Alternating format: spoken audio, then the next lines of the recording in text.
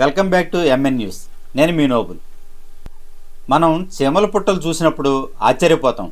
భూమి లోపలంట చిన్న చిన్న జీవులు ఎలా మట్టిని పెకలించి వాటిని పుట్టగా మార్చుతాయో తెలుసుకుంటే అద్భుతమైన ఇంజనీరింగ్ ప్రతిభ కనిపిస్తుంది.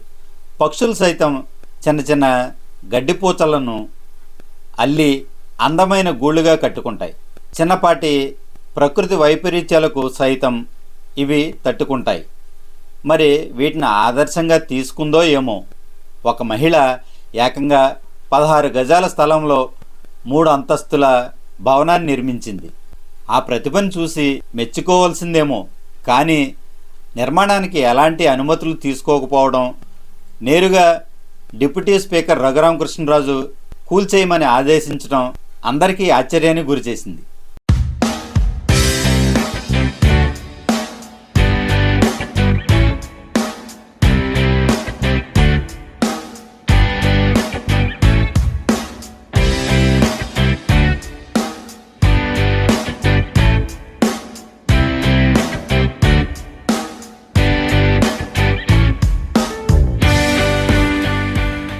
ఈ నిర్మాణాన్ని చూసి ఆశ్చర్యపోయిన ఆయన వివరాలు తెలుసుకుని చర్యలు తీసుకోవాలని ఆదేశించారు.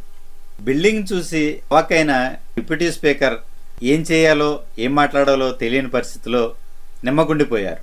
మాదిరి ఇల్లు నిర్మించుకోవాలంటే తక్కువలో తక్కువ 50 నుంచి 60 గజాల స్థలం ఉండాలి.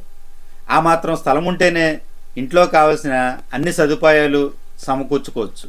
అంతకు తక్కువ స్థలంలో ఇల్లు నిర్మాణం చేపడితే జీవితాంతకాలం ఇబ్బంది పడుతూ బాధపడుతూనే ఉంటాం. 16 గజాల స్థలంలో ఏకంగా 3 అంతస్తుల భవనంతో పాటు పైన ఇంకొక రేకుల షెడ్డు, అంటే మొత్తం 4 అంతస్తులు నిర్మాణం చేపట్టారు ఓ మహిళ. అది చూసి ఏపీ డిప్యూటీ స్పీకర్ రఘురామకృష్ణరాజు అవాక్కయ్యారు. వినడానికి వింతగా ఉన్నా చూడడానికి మాత్రం ఆశ్చర్యంగా ఉంది. ఇటువంటి భవనాలు సాధారణంగా హైదరాబాద్ కోకోపేటలోనో లేదంటే అంబానీ కట్టిన ఇంటిని చూసి ఆశ్చర్యంగా అనిపించేది మనకి. అద్భుత కట్టడం ఎక్కడో కాదు, పశ్చిమ గోదావరి జిల్లా ఉండి నియోజకవర్గం పాలకోడేరులో ఓ రిటైర్డ్ ఉద్యోగిని తనకున్న 16 గజాల్లో ఇల్లు కడుతుంది.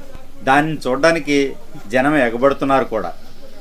ఉన్న స్థలంలో ఇల్లు ఎలా కట్టాలో లోకానికే కాదు ప్రభుత్వానికి కూడా చాటి చెప్పినట్టుంది ఈ నిర్మాణం.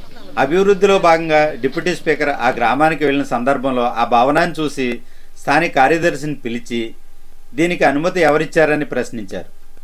తమకేం తెలియదని ఆ కార్యదర్శి బదులివ్వడంతో భవనాన్ని వెంటనే కూల్చివేయాలని ఆదేశించారు. భవనం కూల్చడం అటు ఉంచితే భవనం కట్టించిన యజమాని ఎవరు, కట్టిన మేస్త్రి ఎవరో, కానీ వీళ్లను అలాగే వదిలేస్తే గజం స్థలంలో కూడా దాని తాతలాంటి భవనం నిర్మాణం చేపడతారని పలువురు నోటిన వేలేసుకుంటున్నారు. ఏది ఏమైనా మహా అద్భుత కట్టడంగా తెలుగు రాష్ట్రాల్లో పెద్ద పేరును తీసుకొచ్చింది. ఈ కట్టడంపై మీరేమంటారో కామెంట్ రూపంలో తెలియజేయండి. Thank you.